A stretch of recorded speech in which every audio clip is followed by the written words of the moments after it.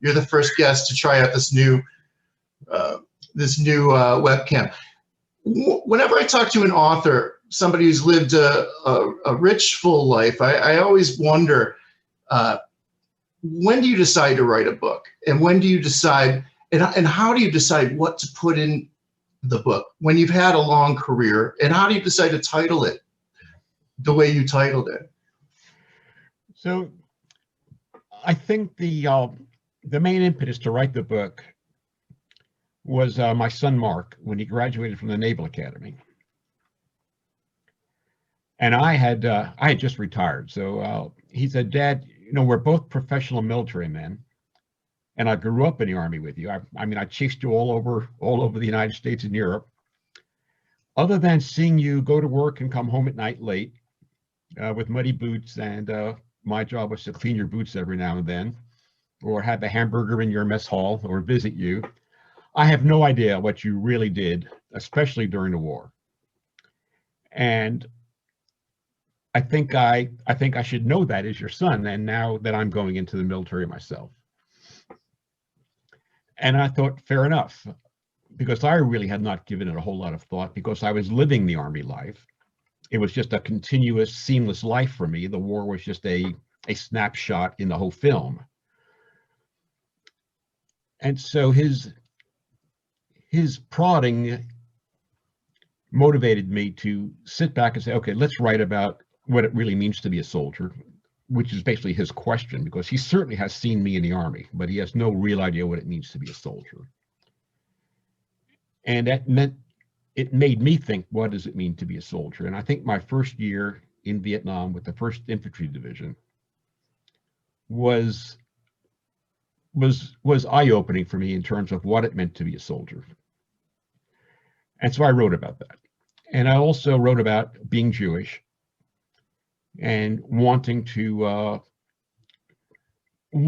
be part of a world that was bigger than the world that I came from in the Bronx, where smart Jewish boys like me would grow up and become doctors, we'd become lawyers, we would become engineers, and we would live kind of sedate lives with the goal of becoming well off, as my parents would say, and not worrying about where the next dime would come from, living in a good zip code and sending our kids to good schools. And I just wanted something a bit more than that. I wanted to sample the rest of the world that seemed to be out there but forbidden to me, because nice Jewish boys didn't do things like that. Did you have those thoughts when you were a kid? Do you remember thinking, well, this is maybe not in the same words, maybe you didn't say, oh, this is sedentary and sedate, or this is provincial? Did you?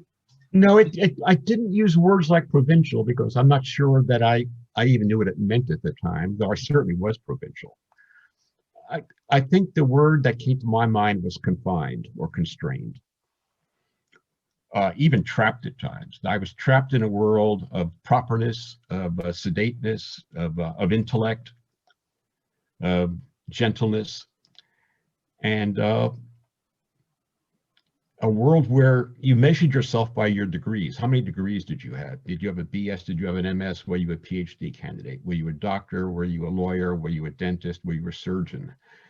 And those were the measures of merit in the world that I came from, which I considered to be kind of a narrowly defined, constrained world.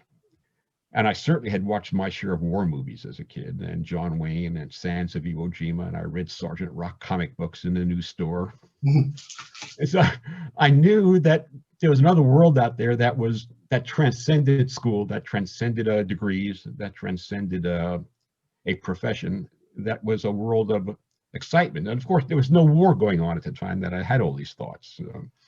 So these were the thoughts. In peacetime, in the Army, seemed like an exciting place to be. It didn't seem particularly dangerous, but it seemed exciting. What about if you were to look back with rose-colored glasses towards the mid-1950s when you were a teenager? What was New York like, especially coming from the Bronx? Did you go into Manhattan ever? I went to college in Manhattan, so I went to the City College of New York. So every day, it was a subway college. I lived at home, and I took the subway to City College on Convent Avenue. I don't think I enjoyed being in New York the way New Yorkers would come to New York and say, okay, we're in Manhattan, we're at the Stork Club, we're at this club, we're at the Latin Quarter, we're on Broadway, we're watching plays, we're watching movies, we're eating at Sardi's, we're eating here and there. That was not my New York. My New York was where I lived, where I went to college, and the subway in between. Where did you live? In the Bronx, in a place called Parkchester, which was a private enterprise development by the Metropolitan Life Insurance Company, and it was a socially engineered, large scale. You would call it a project because it looked like a project. You know, tall red brick buildings, but it was beautifully landscaped, well maintained, and everything was in order because they had their own maintenance crew, they had their own police force, they had their own rules and regulations. You could not play on the grass. You could play in the playgrounds, and then you had to play by the rules. It was a very ordered, very structured, very proper, and I think very wholesome neighborhood to grow up in because the kids ruled. They were. When I look at my children and my grandchildren now, parents take them everywhere and do everything for them, and go to their ball games and root and cheer for them, yell and scream for them, get them on this team or that team, and agonize over whether they're on the travel team or not on the travel team. Right. The world I grew up in was devoid of parents. It was kids ruled. We made our own rules. We played our own games. We had our own fun. And in the summertime, it was from after breakfast to just before supper. We were out of the house and gone, and we entertained ourselves. Parents only existed that was where we came home and got yelled at if we were late for supper. It's interesting. Now that you say that, I think about what they consider hovering parents today. Helicopter parents, yeah, right. I think that my world was not as tightly wound as it was today. I mean, growing up in the 70s, I mean, I do remember my mother just saying, just go to school when I'm 5 or 6 years old. And so I had that kind of neighborhood, but yours sounds fascinating. Where did your parents grow up? Were they New Yorkers? My parents were New Yorkers. My mom was born in Manhattan. My dad came over from Poland when he was 3 years old and grew up in Manhattan. And then the family moved to White Plains. Oh, did you ever hear Yiddish being spoken as a kid? Well, yes. When my parents didn't want me to know what they were talking about, they spoke Yiddish. You hear that a lot. It was the secret language that the kids couldn't hear if they were talking about relatives, if they were talking about neighbors, if they were arguing about money, for instance, or whatever. And it was not for our ears, it was in Yiddish. Where did the seeds of well, you explain, obviously, you know, seeing the war movies and reading Sergeant Rock magazine or comic books. God, he was a heroic guy. I mean, I still remember looking at those. What about, was it in ROTC was that the firmament of your future plans? It was. I think it started a bit earlier than that in the Boy Scouts. So I don't want to frighten anyone who might think of sending their kids off to Boy Scout camp that they're going to end up being career officers in the Army. But Boy Scout camp was exciting. It was learned how to use a map and compass, learned how to hike, how to camp out, how to sleep outdoors, how to cook your own meals from a can, whatever you carried on your back, canoeing, water survival, swimming, building bridges. And so Boy Scouting was a big event in my life, and it was exciting, and it certainly was a break from school. It was a break from study hall. And from there, ROTC became kind of an easy choice. And as I explain in my book, City College was a commuter college. It was a subway college. Mm-hmm. And ROTC was one of the things that made it more like a college than a high school on steroids. It was ROTC. Well, you had to be in college to be taking ROTC. Why was it a high school on steroids? Is it because of the kids from the neighborhood that were all going there? Yeah, when you think about in today's culture, or even in mine, it was the ideal thing was to go to out of town college. So that was the catchphrase, to go to out of town college and grow and learn new things, make new friends, and see a different part of the world than in which you grew up. City College was a very, very academically demanding college. You had to have a certain average to get into it. You had to have certain courses in high school, a strong academic core from high school. And so it was like being back in high school, because I was going to college with some of the kids that I was together with since kindergarten. So I grew up in my neighborhood. I went to kindergarten through sixth grade with a whole bunch of kids that we went. You remember some of the names? Yes, I do. What were they? Oh, Dave Freiberg, Kenny Schaeffler, Ronnie Lichtman. For openers, right? Are you in touch with any of the kids you grew up with? Very, very remotely. My best friend David Freiberg died from cancer several years ago. We were close for well into adult life. So, did you write him when you were in Vietnam? Did you ever write letters back? The first time I went to Vietnam, I flew through San Francisco, and he was going to Stanford, and so we got together, and I stayed with him, and then I saw him when I came back from Vietnam, and then I saw him when I went back on my second tour. What was it like? Because you entered service, 1961, 62? 1963. And you explained in your book that you had, as when you're in the ROTC, that you're going for summers prior to getting a commission. And what was that? Explain to me the difference between a regular commission and what did you guys call it? A Christmas commission? Christmas hell. Okay, what was that? So ROTC was the Reserve Officers Training Course. So you by and large, received a commission as a reserve lieutenant in the Army, which normally meant that you were not there for the rest of your life. This was not a career. You were going to do your 3 to 4 years active duty and then go into the reserves and get on with the rest of your life. Though certainly a lot of people who were reserve officers stayed in the Army, but they were not tenured you were not tenured like a college professor was tenured. If you were a regular Army officer, you were more in the tenure track. You were in the career track. The West Pointers were given regular Army commissions. Everyone else, by and large, was given a reserve commission, except about 10% of ROTC graduates who were at the top of their class, so to speak, were offered regular Army commissions. So that's how I became a regular Army officer. Was I just made the cut in ROTC, particularly in summer camp. How do you know when you make the cut? Is it on a board, like as if you're trying out for a play or a football team?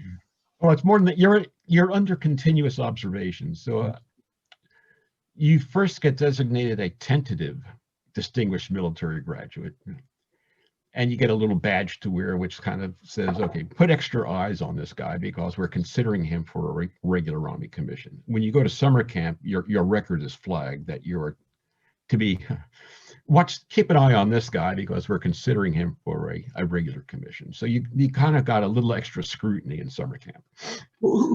In summer camp, are you being judged and graded by regular Army officers?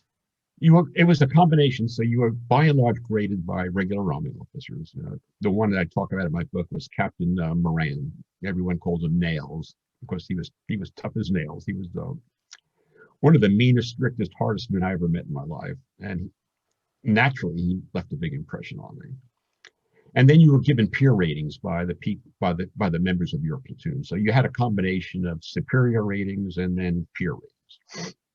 Do you feel a natural transformation in those summers that you were going to so-called summer camp? You were slowly being indoctrinated into the military. How did Dick Kurtz pre-military compare with the 18 and 19-year-old? It's a fair enough question, and I imagine if I had not been a Boy Scout, it would have been a very stark contrast.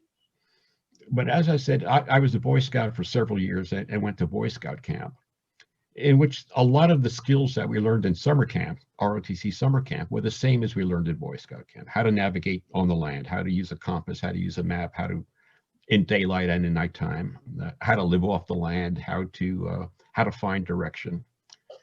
And so a lot of what I did in summer camp as I said in my book, it was like Boy Scout camp with guns. It was Boy Scout camp with M1 rifles. Wow. So when you graduated, not graduated, when you got your committee, where was there a ceremony held? Was it at CCNY or was it elsewhere? It was a commissioning ceremony, which was a one evening, all the cadets who were commissioned, and I think there were 30 or 40 of us, and our parents could be there, and we traded off our pips for gold bars. Wow. What is it? A second Louis, a second lieutenant? Second lieutenant. Yeah. So bring me through the first couple of years. You know, obviously this is 1963. The world is not the same place as it's going to be 3 to 4 years later. And I always marvel, like when I watch, let's say you see the Beatles come on Ed Sullivan, which is probably when you were in the Army. Right. And then you see the Beatles in 1968 or 69, and they look like Grizzly Adams. You know, they've got beards and they're fully psychedelicized or more. And what was the Army like? What was the what I heard someone call it the brown shoe army or something like that. What was that? Well, it was called the Brown Shoe Army, which meant it was the old Army. Of course, we were wearing black shoes at the time. So the Brown Shoe Army was the old Army when you wore brown shoes, which brings to mind the apocryphal saying, the Army ain't what it used to be and never was. So, it was the Cold War, and the Army was the bastion of democracy, primarily serving in Germany or Korea. So if you wanted to be on the cutting edge of the Cold War, which was still not the hot war, and it was certainly just a matter of where you were stationed, you aspired to be stationed in one of those two places where the Cold War was being played out. So it was either on the DMZ in Korea or in West Germany. And in particular, if you were really hot to trot to be a Cold War warrior, then you tried to get into Berlin. You tried to become a member of the Berlin garrison. And so you went through a training regimen, your basic course where you learned the skills and technicalities of whatever branch you were in. And then you went to Airborne School or Ranger School, or both if you were regular Army, because that was a requirement. And for me, Airborne School was very, very transformative in terms of it taught me how to deal with fear, not how not to be afraid. Certainly, fear is there, and fear is kind of healthy, I think, if you're going to be in combat. Fear can keep you alive. It keeps your senses aware of where the danger is. But Airborne School taught me how to live with fear and conquer it, how to manage your own fear and still do what you have to do. And I think of all the things that served me well in Vietnam, beyond map and compass work and everything else that I learned in ROTC, and then in 2.5 years in West Germany, was Airborne School in terms of, okay, you're afraid, now deal with it. Do what you have to do, and you can do it. You've done it before, you can do it again. Tell me about Germany. Obviously, it's the first thing that comes to mind because of the subtitle in your book.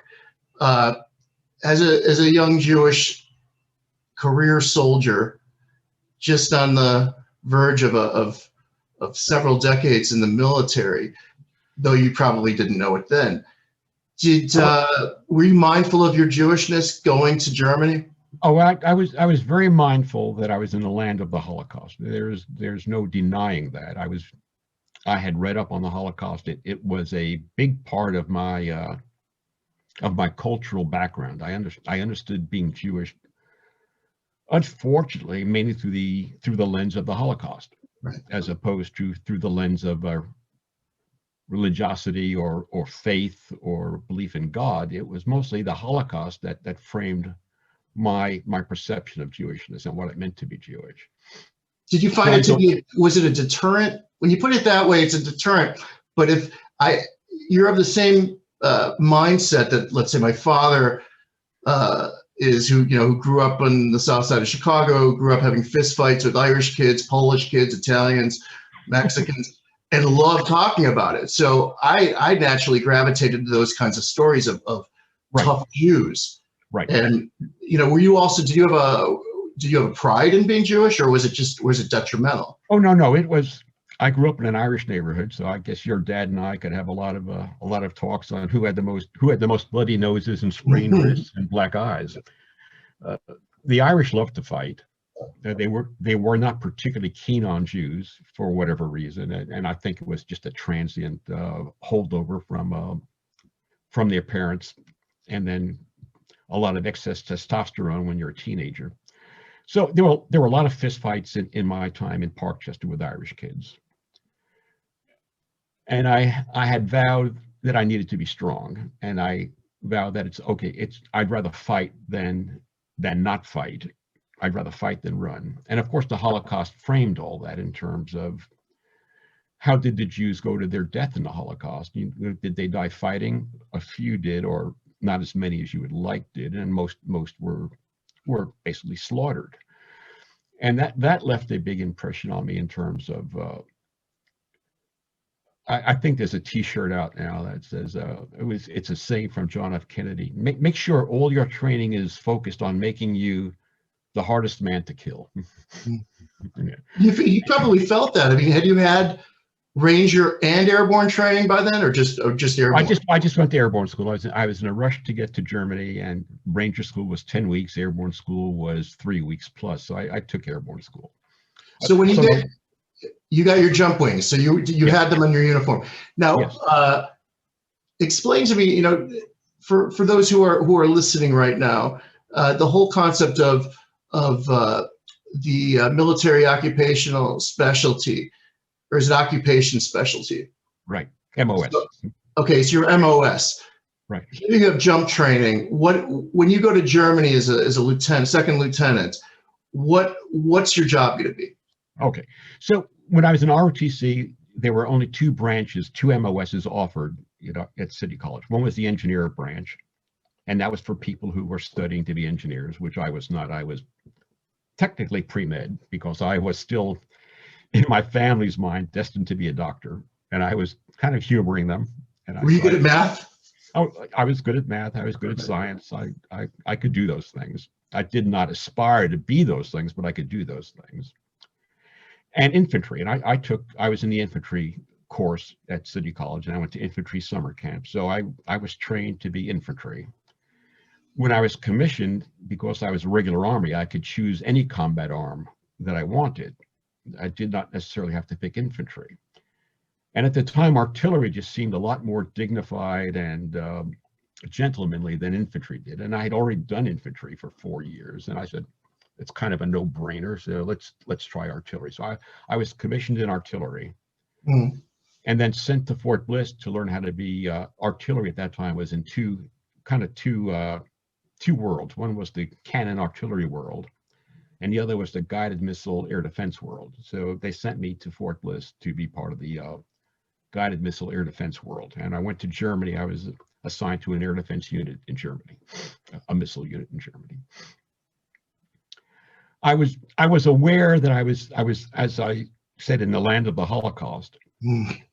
And I was very conscious of the age of the people with whom I associated. So I could have German girlfriends because they were my age or maybe a year younger or older, which means they had no part in the Holocaust other than that they grew up during that period of time. Young adults were okay with me.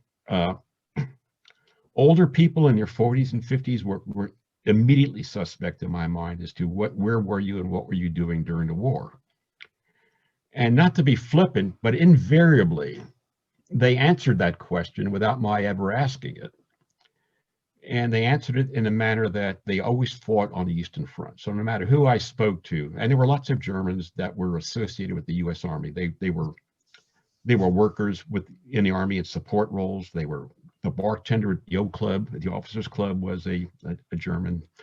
The barbers on base were German. The tailors on base were German. And so they invariably said, we fought on the Eastern Front. And that I never met a German old enough to have been in World War II who fought on the Western Front, who fought the Americans. Right. And then which, of course, is absurd. Did you volunteer that you were Jewish, or was it just like something that you didn't really talk about? I didn't talk about it. I remember once there had been a fight in a bar near one of our bases, and the soldiers who were involved in the fight were being court-martialed for destruction of private property and disorderly conduct and whatnot. And I was part of the defense team. I was the defense counsel for those soldiers, and we went and interviewed the bar owner, the guest house owner, and he and his wife were, again, middle-aged Germans. And they're telling us how the fight started and what they tried to do to quell it, and how it got out of hand, and how people were getting hurt, and people were seriously being battered with chairs and clubs and whatnot. And I noticed she was wearing a mezuzah. And it kind of blew my mind that, one, why is she there in Germany? And two, if you're in Germany, why are you wearing a mezuzah out in the open where everyone can see it? And I showed her my mezuzah. I reached into my uniform, took out my mezuzah and showed it to her. And she was impressed. Like, I think she was as shocked to find a Jewish soldier as I was as shocked to find a Jewish woman wearing a mezuzah running a guest house in Germany. You probably were the two who only knew what it was. Really? So as the war is picking up, are you still in, I think you were in Mainz, correct? Yes. All right. So were you still in Mainz as the war was picking up and you knew that you'd be going to Vietnam, or is that a little further down? That's a little further downstream. So stationed with us in Mainz was an airborne brigade from the 8th Infantry Division. And this was like the hottest unit to be in Germany. Everybody, all the West Pointers and VMI graduates, Citadel graduates, everyone would fight to be in this airborne brigade, because it was the elite unit. It was the 82nd Airborne of Germany. Oh. And so people rotated back to this brigade from Vietnam who had been advisors. And so we would meet them in the O Club, and they were like God, because they had the MACV patch on their right shoulder, signifying that they had been in combat in Vietnam. Some of them were wearing CIBs, combat infantry badges. And they were like gods, because they had seen the elephant, so to speak. They had been to war, and now they were back, and they were supposed to blend back into the military and spread their knowledge and their learning. These were advisors? These were advisors. Okay. This was before the major troop buildup. And about midway through my time in Germany, the troop buildup began. So I knew several divisions had already gone to Vietnam. The First Infantry Division, the 173rd Airborne, and the 1st Cav had deployed to Vietnam. So I volunteered. I volunteered to go to Vietnam. When did you volunteer, and explain why a career officer wants to go to war? Yes. And of course, you've got, it seems ludicrous to try to explain it now to a mature person, speaking as a mature person, to you as a mature person, and the audience of mature people listening to this. As far as you know, I am, and the audience is very mature. Yes. Right. So you say, why would anyone volunteer for war? And I think I have to explain, put yourself back in the brain of a 21-year-old or a 22-year-old, if there is such a thing. And you don't know war, but you do know that you want to be tested, you want excitement, and you want to know what you're made of. And, can you do it? Are you really a soldier, or are you a dress-up doll a Ken doll military man? Mm-hmm. So I volunteered for Vietnam. My battalion commander was furious, and he denied. He wrote an endorsement and said, no way in hell, I don't want Dick Kurtz going to Vietnam. We need him here.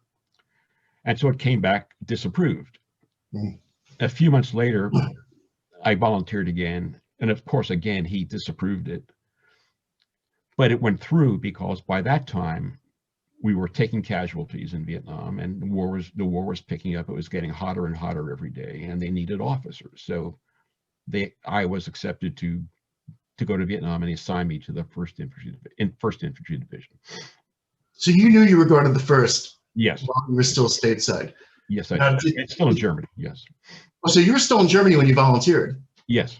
Oh, wow. So then, so do you have to get any kind of additional training prior Well, to? yes. So the funny part of the story is, it's like, be careful what you wish for. Sometimes you get it, and sometimes you get it and you're not prepared for it. Right. So I knew I was going to Vietnam, and I knew I was artillery and air defense artillery on top of that. And so I was several years removed from my infantry origins. So I requested to be sent to jungle warfare school in Panama en route to Vietnam. And so the Oh, Army wow. was running a jungle warfare school. And the paperwork goes back and forth, and it comes back and it says, dear Lieutenant Kurtz, disapproved. A man of your experience and rank, I was by then a first lieutenant. Mhm. We don't think you'll need this training, even if you're in Vietnam, because we don't see you in the jungle, in so many words. You'll be somewhere else. You won't be in the jungles. Meaning they know your area of operations already.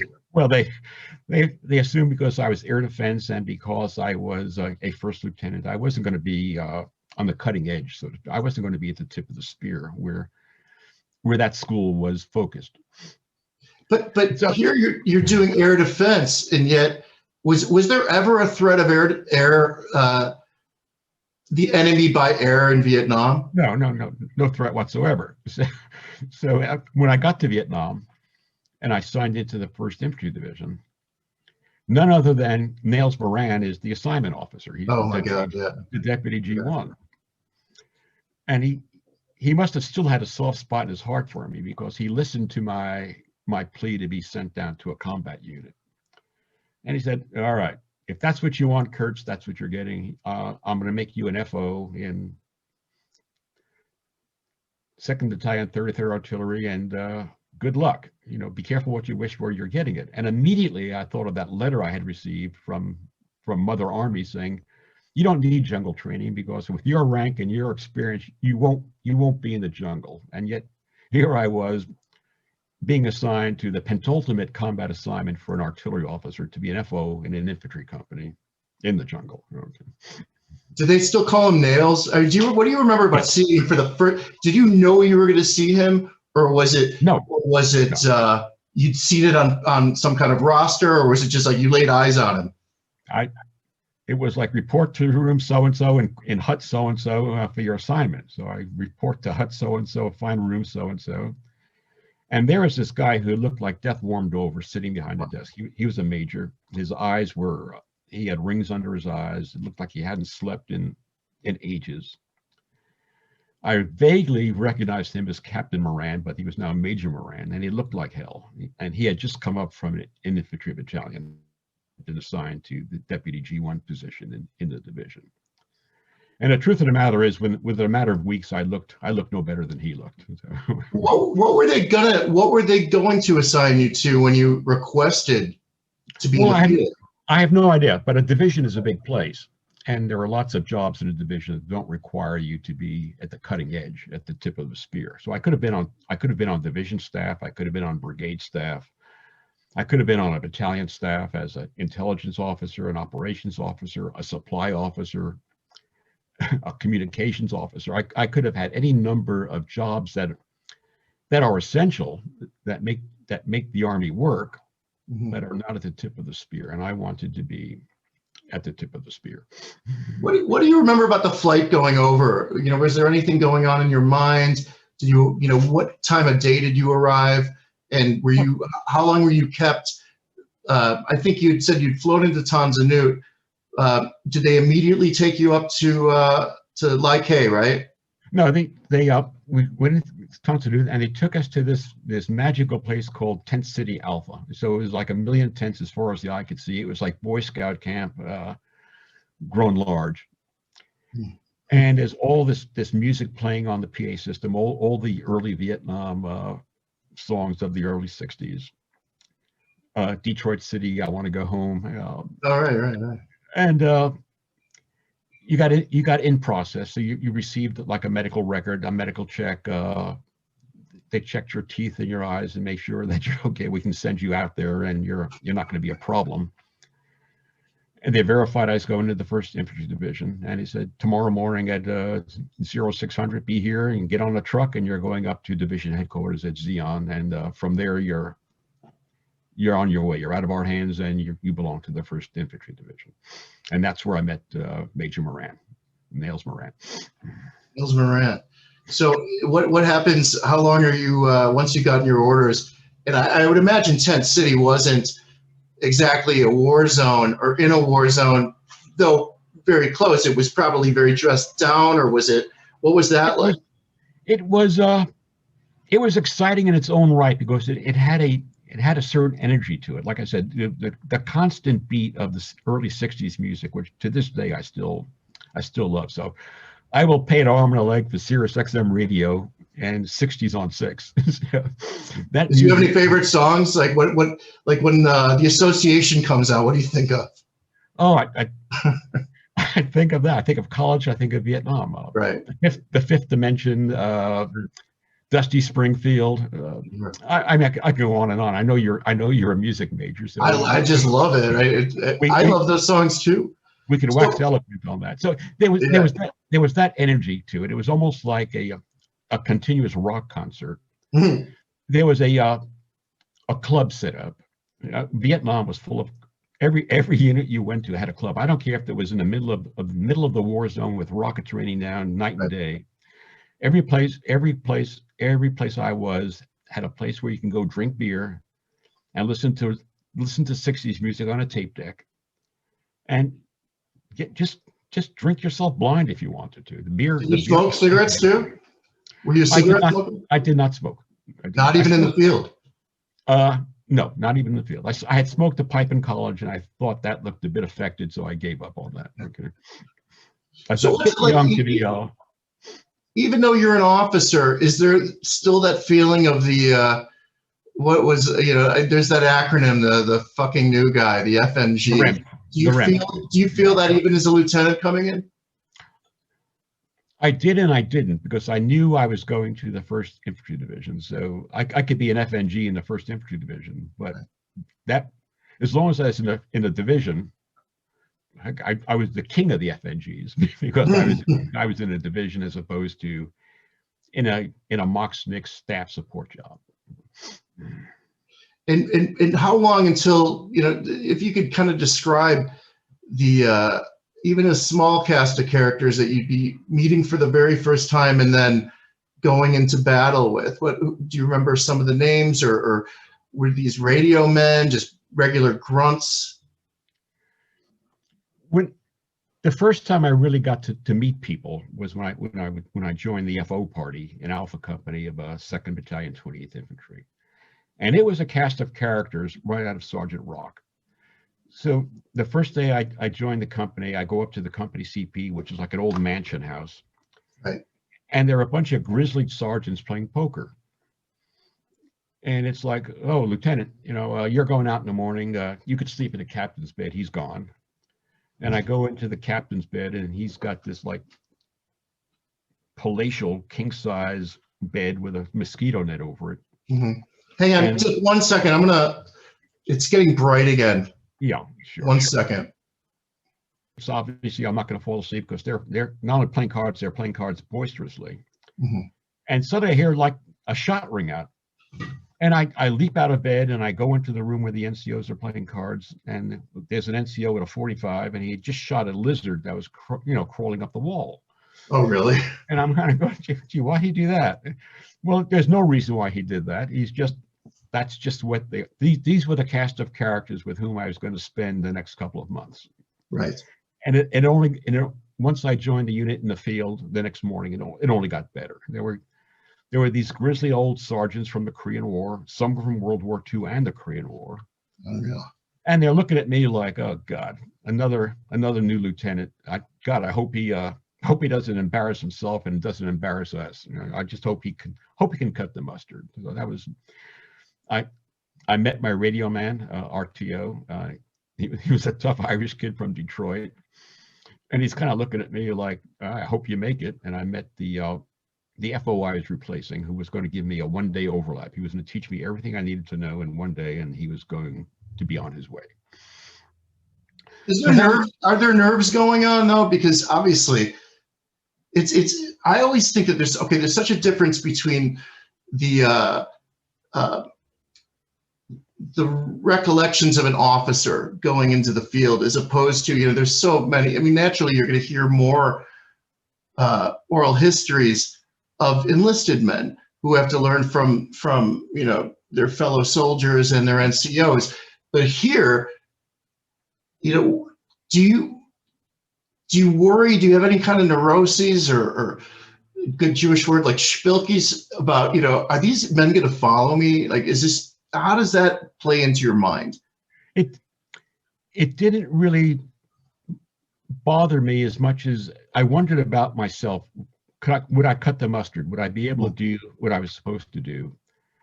And so I just focused myself on becoming as competent as I could, as quickly as I could. Right. As an FO, these guys really didn't have to follow me because I was not a platoon leader. I was a forward observer. Right. They had their own platoon leaders who no doubt had that issue, but I did not have that issue per se. I had the issue is, can I cut the mustard? Can I do my job? Can these men rely on me to get them home alive? Can I give them artillery support when they need it?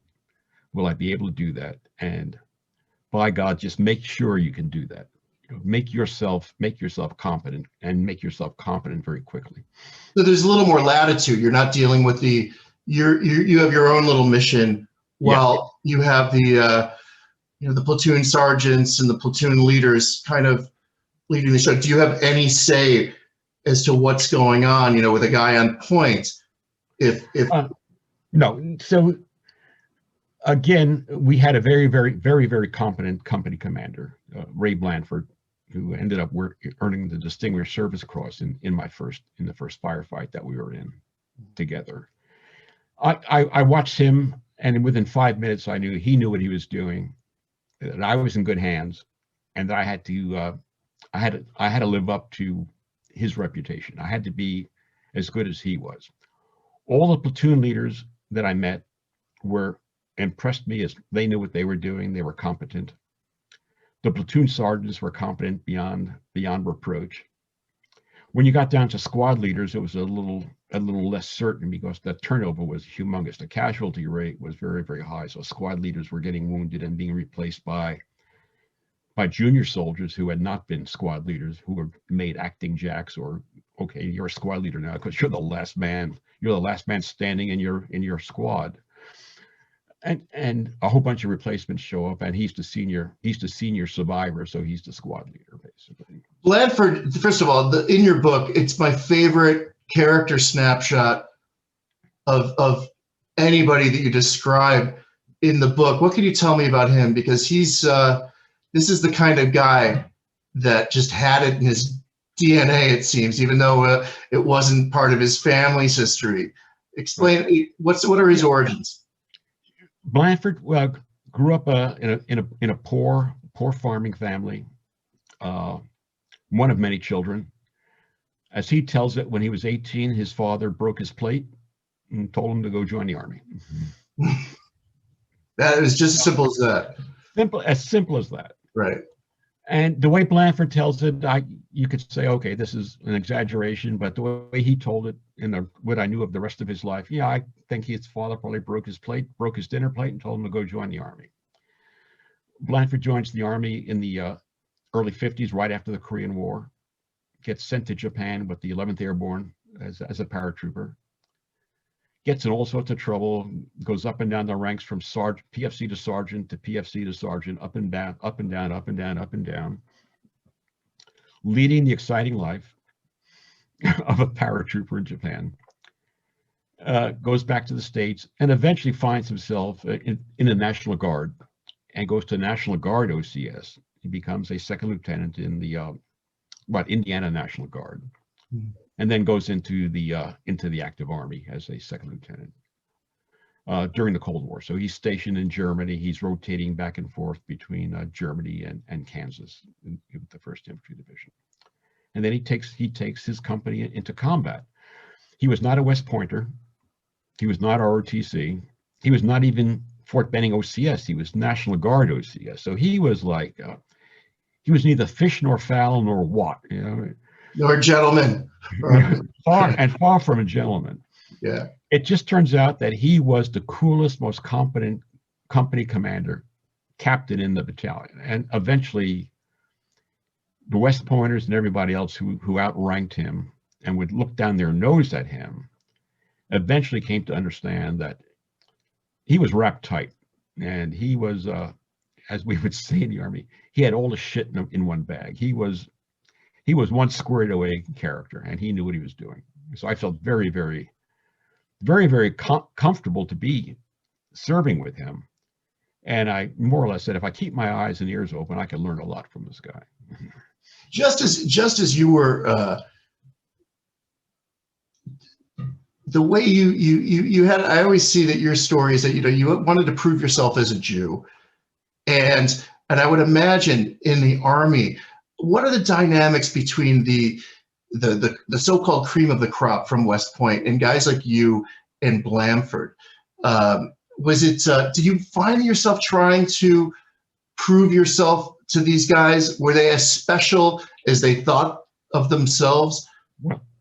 Well, I would say certainly West Pointers are special. It's not easy to get into West Point. Right. It's not easy to stay in West Point. It's not easy to play football in West Point because you're not there on scholarship. You're not there because you're big. You're there because you got in because you had certain SAT scores and you were good in college, and you had recommendations from a wide range of civic leaders. And so West Pointers are by and large a cut above your average college student, by and large. They're a cut above your average ROTC cadet, by and large. And so I'm certain that they know they're a cut above. Some of them just get on with life, and it's like, okay, I'm a cut above, and it's my job to make sure that everyone else around me prospers and does as well as I can do. Some of them are snobs, but by and large, I think in kind of the bell curve of life, around the middle of the bell curve, you know, 68% of them, 95% of them, they're good people. And so they certainly did not look down their nose at me because I was regular Army. Right. And I was in combat. I was in a place where, you know, it's like we need every man we can get.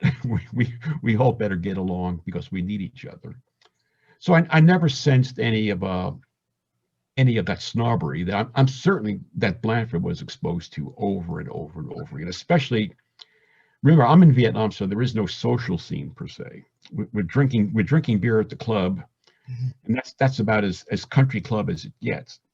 I'm sure Blanford went through a lot on the golf course and in the officers club at Fort Benning and at Fort Riley, Kansas, where West Pointers, some with master's degrees and whatnot, we're looking at Blanford, and he's kind of like he got his high school diploma through the GED, the graduate education degree. It's like you go to night school or your correspondence course to get your high school diploma. Then he got a college diploma the same way, basically, and got a commission the hard way through, you know, kind of an odd channel through a National Guard OCS. Right. So I am sure he went through a lot of what I did not go through in terms of snobbery because he had been in the peacetime Army as the underdog. When was your baptism of fire? It was 11 June 1966. We were supposed to. We had been on patrol almost every day that we had been assigned up to Loc Ninh, the rubber plantation very close to the Cambodian border. Based on intelligence that an NVA North Vietnamese VC division was right across the border, waiting to come down and wreak havoc on that part of Vietnam. So we'd been on patrol every day. Non-eventful patrols by and large, but patrols where I could learn my trade. I learned how to adjust artillery fire, how to report my position on a map, how to fit in, and how to comport myself properly and like a soldier should. And so we received an order to search this village complex, which we called Village Complex Number 10.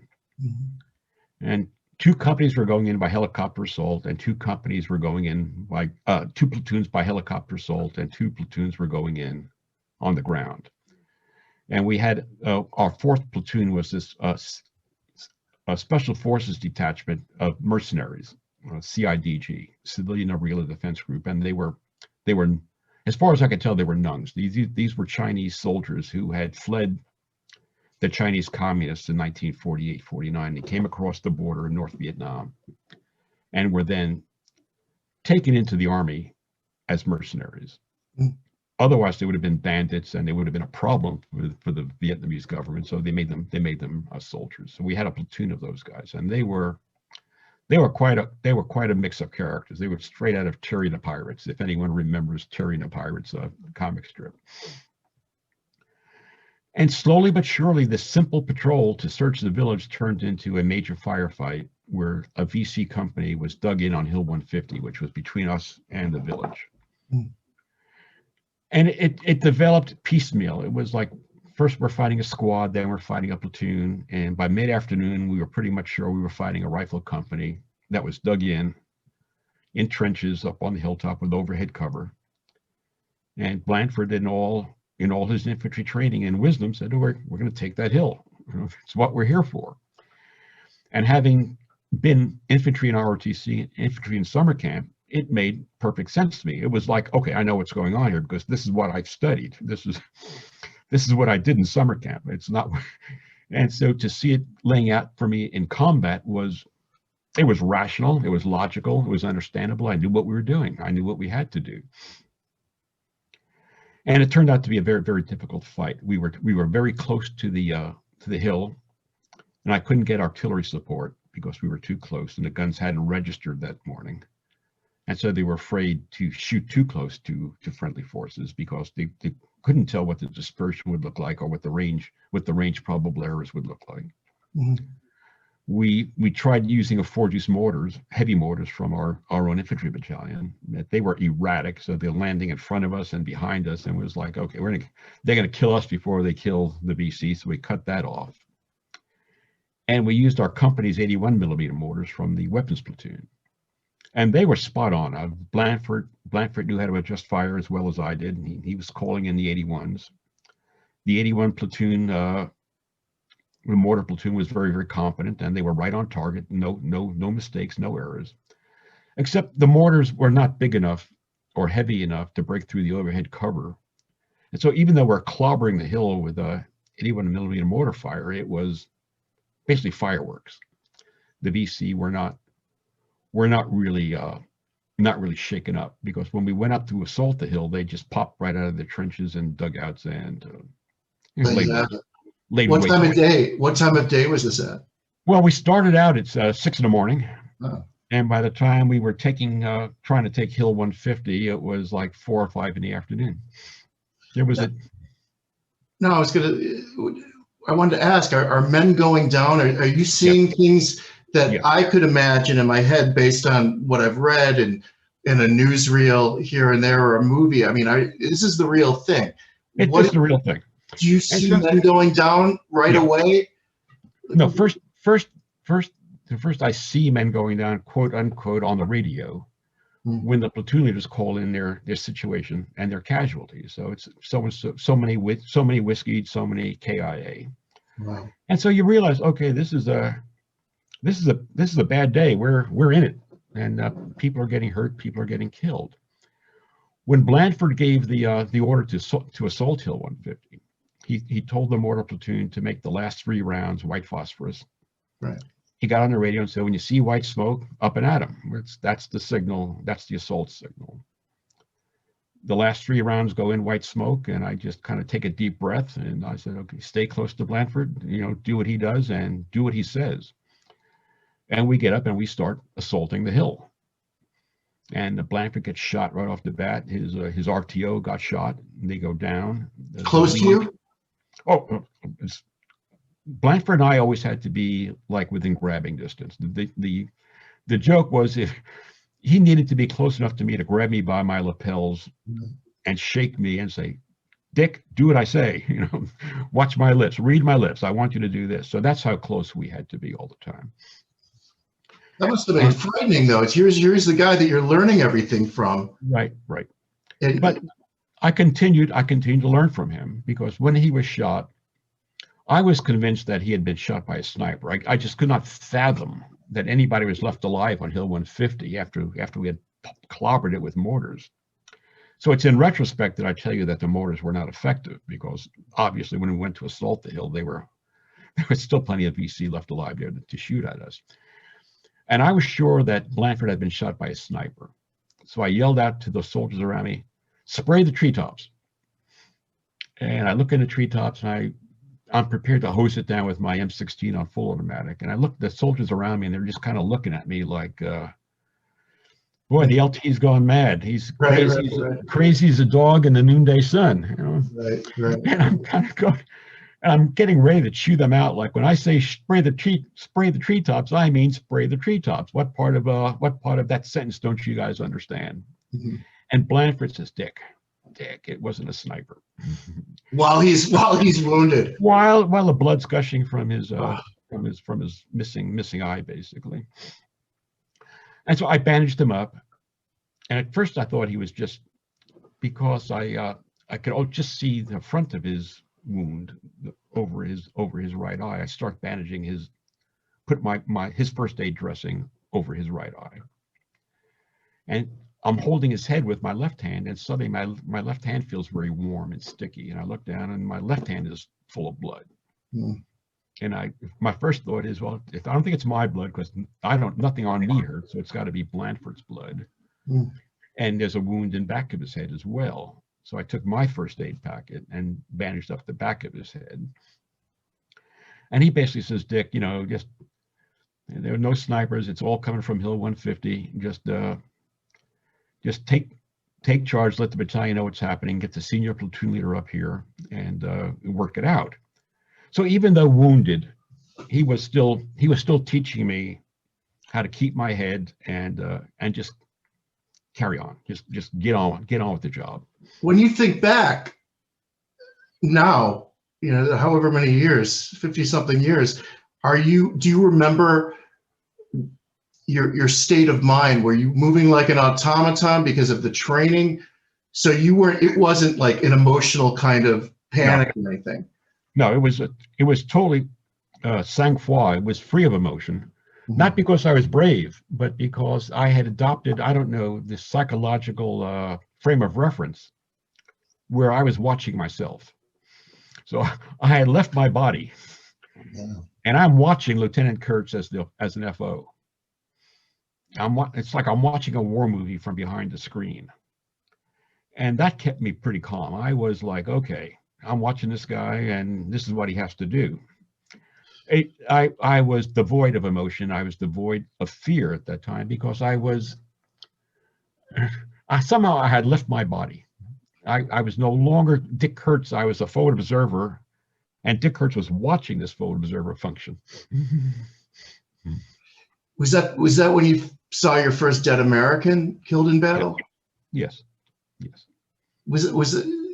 Though you just described yourself as being in charge and being in control of your emotions, was that something that stayed with you? Do you remember it? Oh, I remember it. And I had seen a dead person several days before that. We had patrolled through this village that we were supposed to search and seal about a week earlier. And it was this just drop dead gorgeous Vietnamese school teacher. Oh, you wrote about her. The village school teacher. Yeah. And God, I wanted her to like me. I wanted her to notice me. And I was just very crass about it. So I started speaking French to her, what I considered the best of my college French, which I think she barely comprehended. With a touch of the Bronx. No, I had a decent French accent by that. I think I was getting good grades in French. And when she answered me, she spoke so quickly, I could not. It was like, blah, blah, blah. I had no idea what she had said. So I said, plus lentement, s'il vous plaît. And she just smiled, and we both knew I'd overplayed my hand by a long shot. And then she dismissed herself to go on with her duties. We came back through that village after the fight for Hill 150. And we found her executed. She had been hands tied behind her back, Wow. along with her father, who was the village elder, and a few others. And the VC had executed her, presumably because she represented authority, like the village teacher was authority, the village elder was authority. For a while, I believe maybe because she had been seen talking to me, but I think any reasonable observer of that would realize that she was totally gracefully dismissive of me. She wasn't giving me any information worth a darn. And so, in that week, I had seen dead soldiers, and then this beautiful dead Vietnamese woman. Do you remember her name? I do not. No. I do not. So that, I mean, obviously this was an awakening of sorts, not the best kind. Totally. And it only gets, so to round out that day or that week, you say, because we had taken so many casualties, we were told, stand fast, Bravo Company is going to take the hill. And they pass through our lines and they take the hill. And as they're going up the hill, I could see them. And I'm a bit resentful because it's sort of like, we paid the dues. We should be taking the hill. But it's like, okay, we're down here and we're watching them take the hill. And you can hear single rifle shots ringing out. You can't see anything, but you could just see helmets, our soldiers, and then single rifle shots. So my RTO and the new company commander's RTO said, that's Bravo taking care of business. And the implication was, that's Bravo finishing off survivors or someone trying to surrender. They're just taking care of business. And I thought about it for a moment, and I said, well, maybe they are, maybe they're not, but if they are, that's okay with me. So that was my introduction to what war can do to you. War had certainly made me of a mind where that if some of our soldiers were killing off the enemy after a hard day's fight in which we had taken casualties and had men killed and faced death ourselves, yeah, that was okay with me. And I wasn't going to report it or do anything about it. We were then told to pursue the remaining VC company that had fled the hill to the Cambodian border. We do that and we find all sorts of first aid packets laying around and bloody bandages, meaning that we certainly had gotten a piece of them. Right. And then we go back to Hill 150, and I get to the top of Hill 150, and I could see the carnage that the artillery had wrought. So there was one VC being questioned by our battalion intelligence officer, the battalion S2, and he was bandaged up from head to toe with a plasma bottle hanging from but he was the only survivor, the only VC that was left alive. The others that were dead were bits and pieces of VC. So it was here's a body over here, but it's missing 2 feet, or here's a body over here, but there's no head, and here's a couple of arms and legs over here. And in my mind, I tried to assemble bodies from the body parts and said, okay, that's 1, that's 2, that's 3, that's 4, that's 5, that's 10. And so in that short span of time, I had seen, I think, a war's worth of carnage, of death, destruction, of military, civilians, of what we could not call terrorism, and war. Did you respect the enemy? They were good soldiers. Yeah. But I certainly wished them all dead. I mean, because it was like, the more of them that are dead, the better chance I have of getting out of here alive. Right. Because they're trying to kill me. They are hell bent for leather to kill us. They were dedicated. They were good soldiers. It's interesting. While you're telling me this, I'm thinking of the sounds and being able to communicate with your Blanford. Is it loud? Are you just hearing gunshots and artillery? And are you shouting at each other? I always just wanted to know this kind of stuff. It's a little granular, but I'm curious. But no, it's loud. But when you're speaking on the radio, you're okay because you have a hand mic right up to your the speaker is up against your ear. The microphone is by your mouth, and so you can be heard, and you can hear. You can make yourself felt. In terms of talking across about 10 or 15 feet, yes, you're shouting because there's lots of noise going on. Did you fire your weapon quite often? I fired it seriously once. It's recorded in the book, as were It's a bit of an embarrassment, but it certainly is, it's reality. Right. As we're wending our way to Hill 150, having landed by Village 10 by helicopter and finding nothing, everything is deserted. A VC squad or two crossed our path, diagonal to us, maybe 100 yards away. And there was no time to call artillery. It was like, okay, this is it. Do something. So we all dropped down to a firing position. Me, Blanford, one or two machine gunners, and 2 or 3 other soldiers. We were at the point. We were leading that element of the company towards Hill 150. And I lined up my M16 rifle sights on the VC, and I even calculated, okay, they're moving from right to left, and you shoot from left to right. That way you'll have more time to engage more of them. My top 3 rounds were tracers, so I could see where they were going. They left a red trail behind them. And I lined up my sights, and it's something I had very, very narrow vision. I could not see through my rear sights. So I just said, okay, screw that. And I lined up my front sight. And I knew I had tracers, so I knew I would get some indication where I was shooting. And I popped off 3 rounds at the first 3 guys that were running across our path. And the rounds went way over their heads. And I said, okay, Dick, quick adjustment, let's aim for their feet. And somewhere you're going to end up hitting them in the waist if you're lucky. And I popped off the next 17 rounds, firing at their waist. And all around me, the machine gunners are firing off belts of 250 or 200. Riflemen are shooting away. And then we all reloaded at about the same time because we all went Winchester. We all went out of ammunition at about the same moment. And I look out there in front of me, and it's like nothing.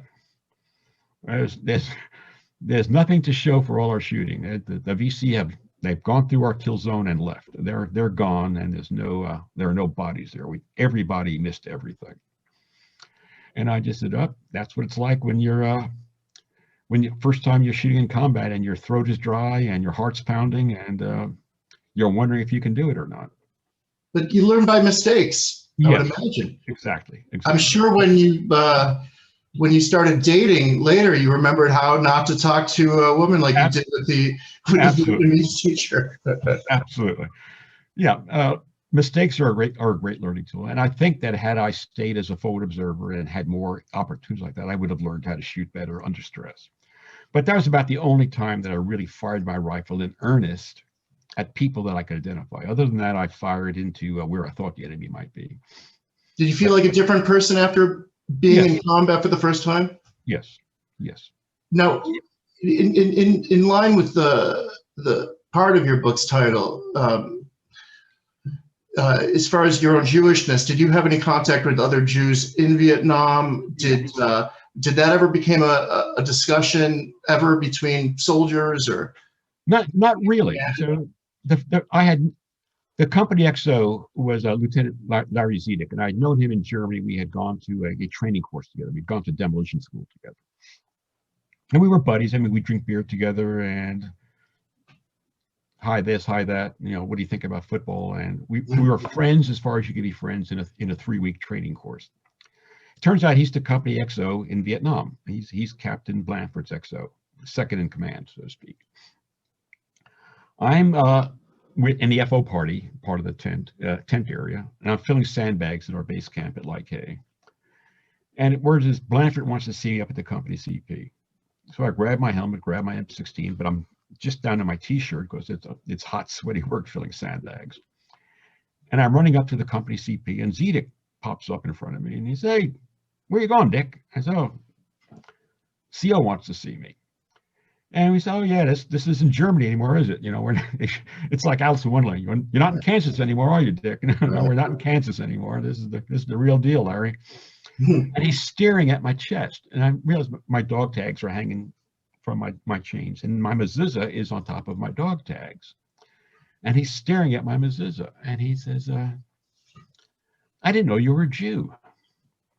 And I said, "Larry, Jewish. I'm Jewish." And I could see like this kind of a blank look on his face, like he's trying to say, what did Dick just tell me? He's not a Jew, he's a Jewish Jew. What is that? And I said, "Larry, Jew is just kind of a little too strident. I didn't know you were Jewish. It would be, a more appropriate, less less challenging way to phrase that. He says, "Oh, well, okay. No one ever told me that before," and I suspect that I may be the first Jew he ever really spoke face to face with. And so that's like one snapshot. At Hill 150, one of the platoon medics, Jerry Minker, was a burly, blonde, tough Jewish kid from Brooklyn. He was decorated for valor at Hill 150 as a medic. He had down in the second platoon. A lot of times we were in helicopters doing the helicopter assaults. There was a mezuzah hanging from the ceiling by the pilot seat, and it turns out that the company commander of the aviation company was a Jewish major. So it was still the draft army. So there were a lot of enlisted Jewish soldiers. Because so it was well represented. It was represented. You just didn't find as many Jews in combat as you did in other positions. But yeah, the Jews were represented. And certainly I met Jews in combat. When I went to Saigon for Passover in 1967, there were hundreds of Jewish soldiers there. And lots of them were combat soldiers. I could tell from the way they were dressed and the way the equipment they brought with them that they left at the door to come inside. Was that meaningful to be in Congress with all these Jewish soldiers? Yes. And it reminded me of, like, you just posted on your Facebook page a picture of a German Jewish soldiers from World War I. Yeah. It looks like Hanukkah on the Eastern Front. There's a lot of snow around, and it looks like, well over 100 German soldiers. A lot of them were in the Pickelstrobe helmet, so they're combat soldiers. Isn't that wild, that picture? That's a wild picture. Yeah. And so there are Jewish soldiers in combat, and there I am in Passover, 1967, with a kind of the same picture except minus the snow. It's Saigon and it's Passover. It's not Hanukkah. Yes, I felt a certain camaraderie and a certain pride that, okay, there were other Jewish guys like me who took the road less traveled or got put on the road less traveled by their draft boards, and it was heartwarming. I was happy to see that and happy to be among them. Interesting.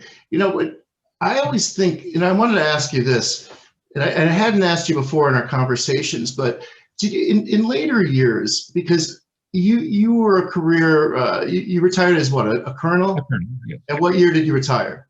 1993. I was a Pentagon staff officer. I'd just been a brigade commander at Fort Hood before that. So these are the years where Vietnam veterans are starting to talk about their experiences. Obviously, they're portrayed a certain way in the media, which I always found kind of amusing. They were the ones who go ballistic in a minute, and they were all, just wandering the earth like Rambo. Yeah. But did you feel a sense of, because there was a certain community amongst those veterans who hadn't been in the service since their early years, and here, were you able to find any kind of community among those guys who started to talk about the war for the first time, and then there was interest in people my age and your kids' age who wanted to know what their fathers' warriors were like? Did you feel a connection with men that were no longer in the service? Having been in the Army, all my adult life until 1993. So when I came back from Vietnam, I was still in the Army. I was among my own people, so to speak. Right. And we were all Vietnam veterans. I mean, it was impossible during that time frame from say 1965 to 1975 not to have been in Vietnam. And then from 75 easily to my time, 90, 93, 95, not to be a Vietnam veteran still in the Army. And certainly we talked. I mean, so every happy hour, every time we have a party, it was like, okay, you were with the Big Red One, Dick. What was that like? Did you know so-and-so? Oh, yeah, I did. And gee, you were in the battle of this or that. What was that like? Well, it was like this. But, what about yourself? Well, not like you, but I did this, that, and the other thing. So we were always talking about it as kind of professionals, like you talk about. Football players would say, it was a tough game against Kansas, but it was nothing like when we had to play Utah State, for instance. Okay. So it was that type of talk. It wasn't this cathartic, emotional talk where we had to come to come to grips with our moral conscience. You know, we'd been in this terrible war and we'd done terrible things, and terrible things had happened to us. It was more like what I would call a bunch of football players talking about the games they were in and which was the toughest, you know, who was the toughest team they played and which was the toughest coach and which scrimmage do you remember the most, you know, which two-a-days did you hate the most, and la da da. So staying in the Army, I think, was very beneficial for me emotionally because I was not in a world that didn't understand me. I was in a world that I understood, and I was in a world where I fit in with everyone else because we were all brothers, basically. We all had experiences. And one of the biggest, you know, I remember I was speaking to, he's an author named Alex Kershaw, and he's written, there's a book out called The Liberator about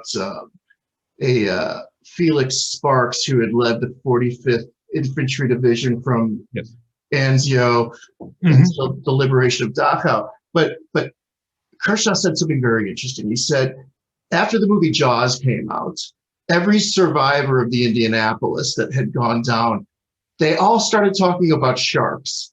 Whereas before that, they never really did mention the sharks as much as it had been,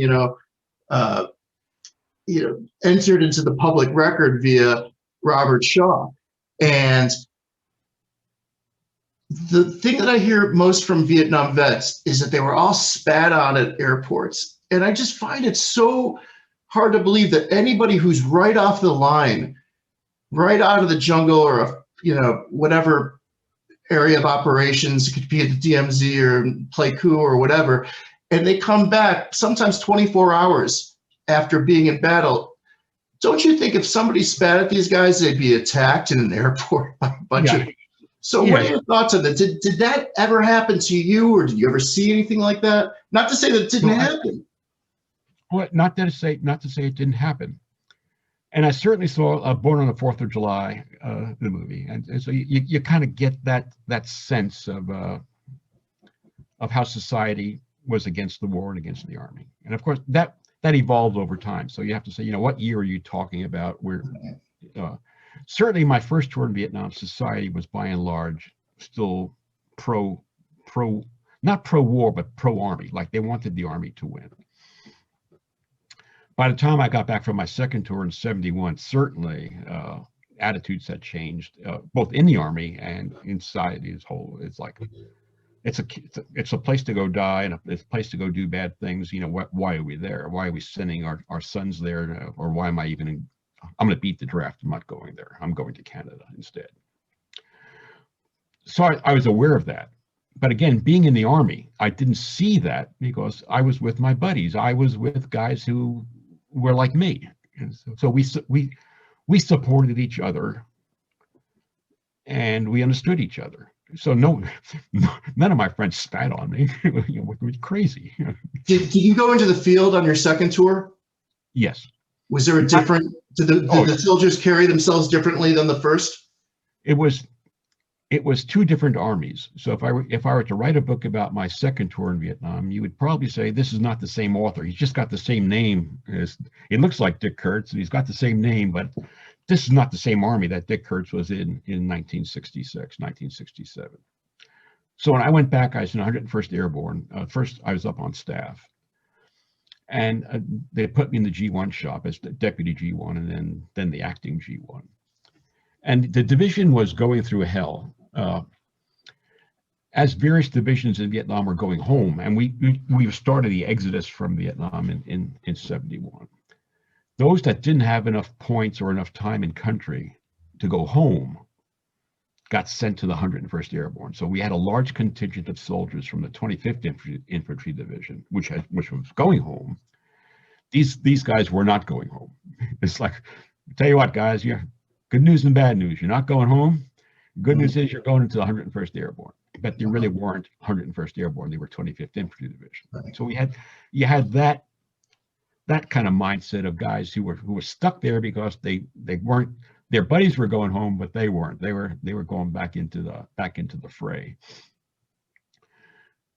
Because of the anti-war movement back home, I think it became more acceptable for soldiers to misbehave in terms of drug abuse and alcohol abuse, substance abuse. And so there was a lot of substance abuse going on. Some, be it alcohol or drugs, there were lots of soldiers were stoned as a way of just kind of blotting out the fact that they're still in Vietnam and they might die. And again, because of the tensions back home about who's serving in equity, and that the blacks were bearing the worst of it, there was a very, very, very strong racial tension overtone as well. So it was a dangerous place in the Army as well as in the field, because black soldiers were wont to riot, so to speak. Well, this was after King was killed. Yes. This was I mean, everything changed. You, the last time we spoke, and we'll wrap this up soon, but tell me, you were warned, weren't you? You almost got, it was like a frag warning. I never hear about this. Right, but, right. But I love the way you told it, because of, right. of how this black sergeant told you. It went over my head. So right. After I was on the staff at 101st Airborne, I went down to a Duster battalion, which is a twin 40 millimeter Boffer guns on light tanks. And we were up on the DMZ fire bases where the North Vietnamese were. It's the Khe Sanh, Camp Carroll, KGO Bridge, Dong Ha area, right along the Cao Viet River and the border with North Vietnam. And it was a dangerous place because the North Vietnamese were well armed, and they shoot like hell across the border with artillery and rockets. It was a dangerous place. So what war zone was this in? This was I Corps. I Corps, okay. First Tactical Zone. And so it was tough to keep the soldiers going.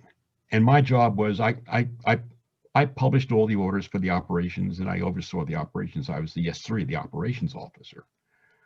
So I would be pushing out these patrols, going with them sometimes, sending them to dangerous places, enforcing discipline. If a place looked sloppy to me, I made them clean it up. If guns were not working, I made them get the guns back in order. If soldiers were out of uniform, I got them in uniform. Everything had to be right, because it's a frame of mind. If you're in a bad frame of mind, you're not going to be a good soldier. And I guess I pissed a lot of soldiers off because I made them hold up to a standard. So one night I'm in Dong Ha and I'm sleeping, and there's a gas attack. I thought, CS attack. I put on my mask and I run out to the command post, and we start taking care of business, getting ready for a ground attack, which never comes. And I just kind of take my mask off and figure, whatever that was about, it was stupid. I'm going back to sleep. That was the point. A couple of days later, I'm raising hell with a bunch of soldiers, and this sergeant pulls me aside and he says, Major Kurtz, I guess you didn't get the message. And I said, no, I guess I didn't get the message, Sergeant. What exactly was the message that I didn't get? He says, that CS grenade, that was meant for you. That was a message. I kind of go, well, I missed that message, Sergeant. And I said, but if I ever get a message like that again, you're the first one I'm coming to see. That's one of my, I've not heard anything like that. Hold up your book for a second, because the idea here is I want to sell books for you. Oh, well. And because it's really, I have to say, can you hold it up a little higher? Okay. All right. So this is, I read this very, very quickly. Then I read it again. And I think it's such a beautifully written, so deeply honest, and at times, very, very military, in military speak, because you do go granular and very descriptive about Hill 150, but it's important. And, I want people to read it, and I want to have you back because you have another book to write. Thank you. And it's also nice just to talk to you in general. Now you have how many kids? 3?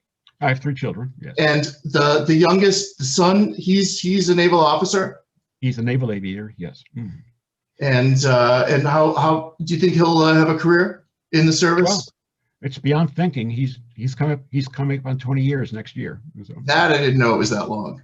So I think he's It's like, do you think you'll make it a career? Well, you're gonna go for a short career, yes. It's your baby. He's our baby. Unbelievable. And you got the Army Navy rivalry out. Well, which makes it even worse is he applied to both West Point and Annapolis and was accepted to both. And he went to visit both to kind of make his choice, you know, the college tour. And for some reason, he liked Annapolis better. And I think he liked Annapolis better because it was in the middle of Annapolis. And you'll go out the main gate and it's just bars and clubs and good places to be. Mm. You go out the main gate at West Point and you're in the middle of nowhere. There are no bars and no place to hang out and have a good time.